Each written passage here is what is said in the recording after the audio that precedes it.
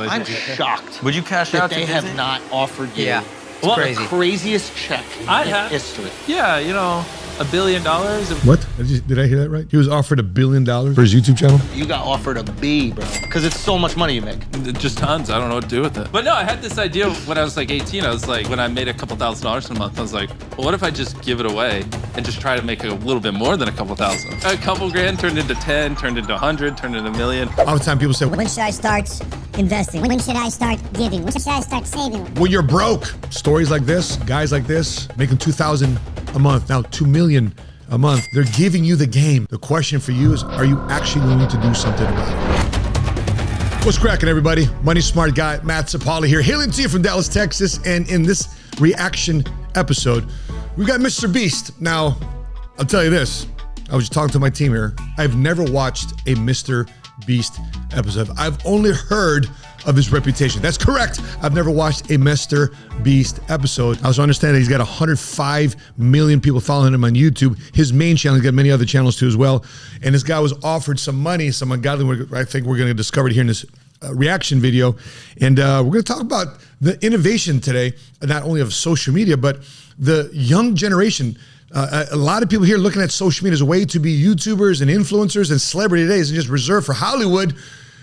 Common Joes can be celebrities. Celebrities is more expansive today than just people who are in the movies or on TV or on radio. Today, it's social media influencers creating celebrity.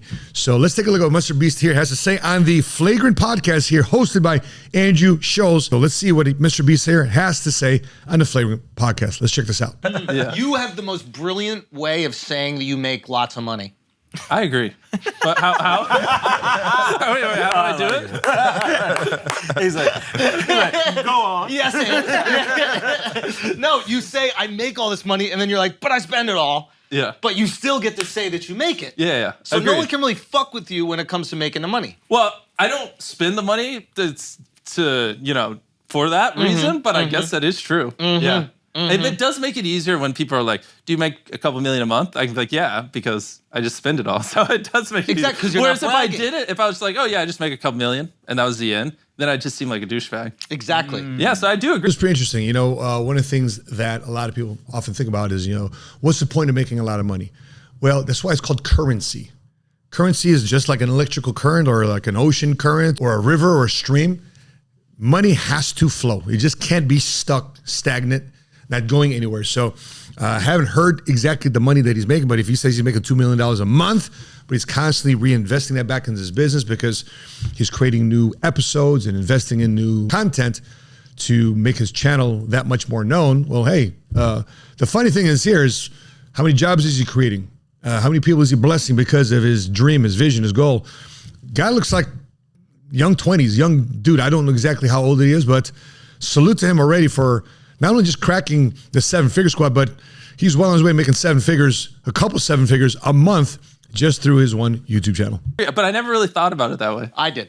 Thank you. You're like Adam Sandler in that way. Where you're like a multi-millionaire, but you're like one of the guys still. Oh, You I know what I'm like it. saying? Like Okay. usually like really rich people, we want to eat them. By the way, when you were growing up, how did you think rich people were? Were they jerks? Were they arrogant? Were they drug dealers? Were they athletes? How did you think that millionaires were supposed to be when you were around them? And at the same time, too, as well, did you think you ever get to $1 million? Because today, just consider this stat. According to Credit Suisse's annual report, that over 5.2 million people became millionaires in 2021.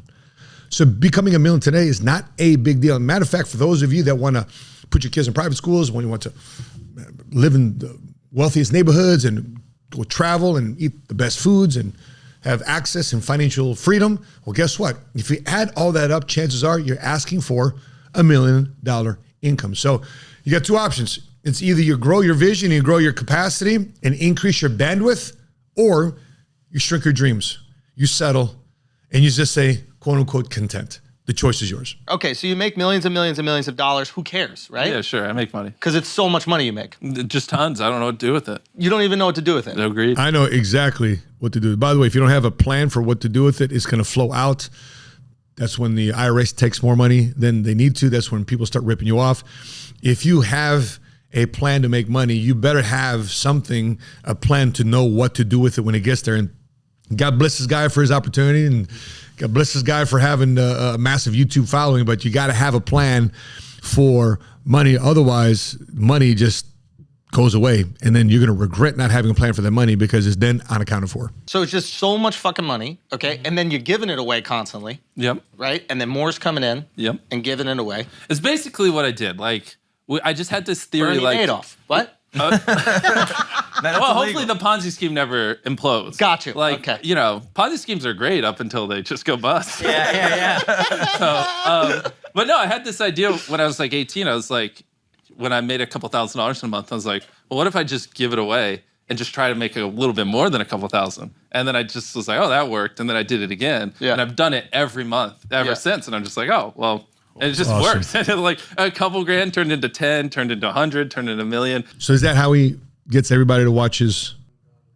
Gotcha. So, hey, listen, you know, what you do with the least will then be magnified with what you do with the most. So if this guy started doing it when he was small, at $2,000 a month, imagine what he's doing right now in terms of giving away at $2 million a month. And so all the time people say, when should I start investing? When should I start giving? When should I start saving? Well, you're broke. Because all money's going to do, eventually when you start making more of it, then it'll eventually expose what you've done right and also expose what you've done wrong. I'm shocked. Would you cash that out to they Disney? have not offered you Well, the craziest check in history? I have been offered a pretty crazy one. What is it? Like, there's people, not like official term sheets, but, you know, like people that would actually like be able to afford it. Like, yeah, you know, $1 billion if we could own the channel and the companies and stuff. What? Did I hear that right? He was offered $1 billion for his YouTube channel?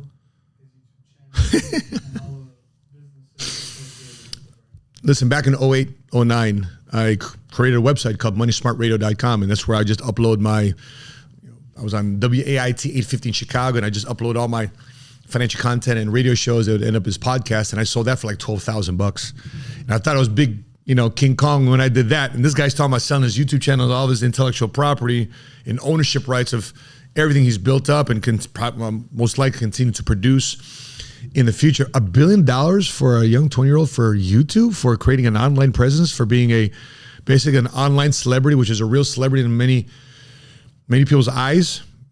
$1 billion offered. So I'm wondering why he's sitting like this with his hands across his back. I don't think he took the offer. Let's continue.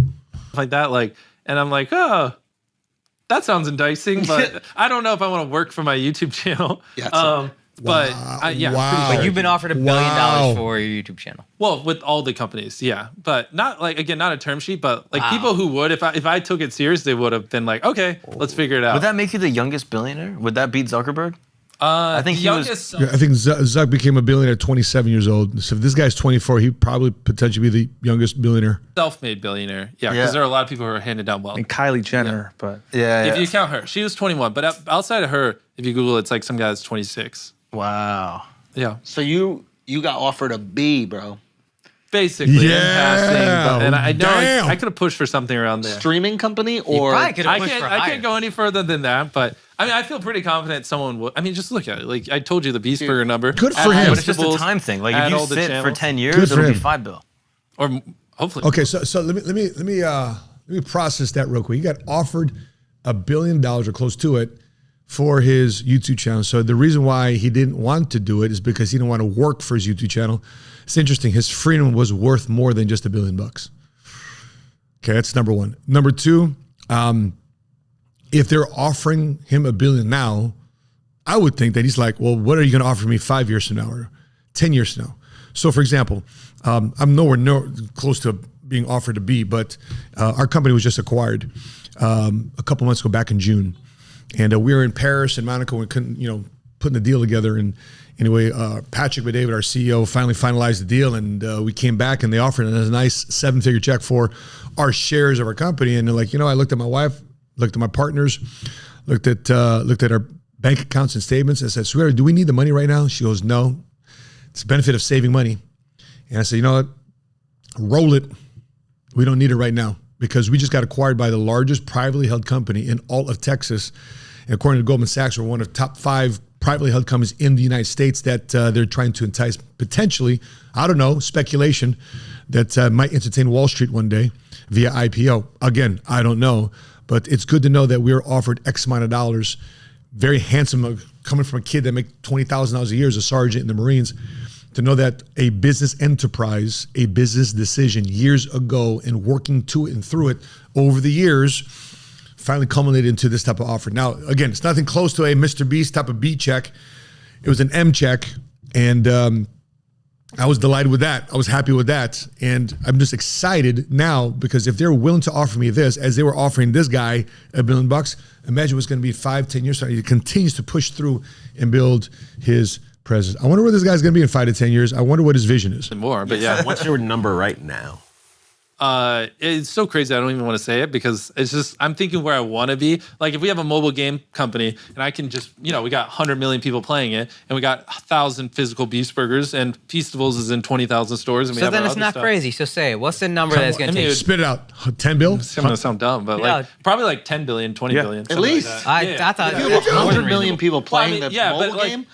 Yeah, but that's where, if they give me the money now, but obviously in the future, I think we could be worth way more. Yeah. But not that that's like the end goal, but it's just. Then what's crazy? You're worth more than WhatsApp.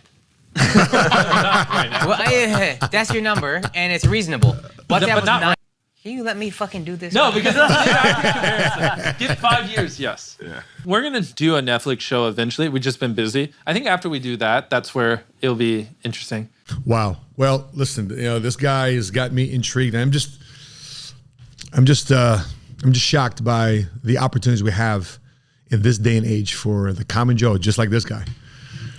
Most likely started from scratch, being in his young 20s, making $2 million a month for his YouTube videos, giveaways, blessing his friends, people that watch his channel, making an impact in his way.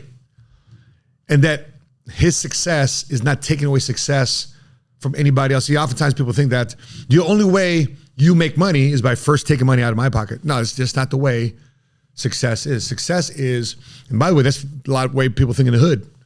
But you got to understand, when you spread your vision and you spread your wings and you actually educate yourself about money and finance and economics, you start understanding the world of entrepreneurship and free enterprise and the right structures of capitalism. You can understand that me or you winning does not come at the cost of you or me losing. The only way we lose and we fail is because we made a mistake. Is because your success is not my failure. Your success is also my success. Our success. We can be successful in this world, in this day and age, together without the fear of one of us losing. Now, you can be a jerk about it. You can create the wrong enemies about it, and you create enemies with your friends. But there's so much abundance out there. I mean, if you look at this guy, 100-some million subscribers. I've never watched one of his episodes. I still have not run across. I remember years ago, 2008, 2007. I remember Mark Victor Hansen, who wrote the book Chicken Soup of the Soul. And he's got the Guinness Book of World Records for the most amount of books ever sold. I just launched my book, Faith Made Millionaire, and became a bestseller on Amazon. He's got the Guinness Book of World Record for the most amount of books ever sold, 1 billion books sold. And he asked the audience, how many of you have read Chicken Soup of the Soul? And I tell you this, not all the hands went up. So he goes, put the hands down. Who has not read Chicken Soup of the Soul? A bunch of hands went up too as well. You know what he said? Great. That means we still have a market. Folks, if you're watching this right now, you got to the end of this video, I just want to let you know, you still have a market. There's still an opportunity out for you to go out there and make your mark, make a difference. It doesn't have to be relegated to a job. If you don't like what you make in a job, you're financially overwhelmed and underappreciated and underpaid and not happy, guess what? Stories like this, guys like this, taking a leap of faith on a whim, making $2,000 a month, now $2 million a month. And it's just not reserved for guys like him. You can go out there, you can create, you can innovate. I'm pretty sure he's got a bunch of videos out there that shows his blueprint of how he's doing it, his breakdown of his equipment, his studio. The YouTube community today is very sharing because they want to show you this stuff. And here's the thing though, they're not afraid of creating competitors. Why? Because most people watch it, but they'll never do it.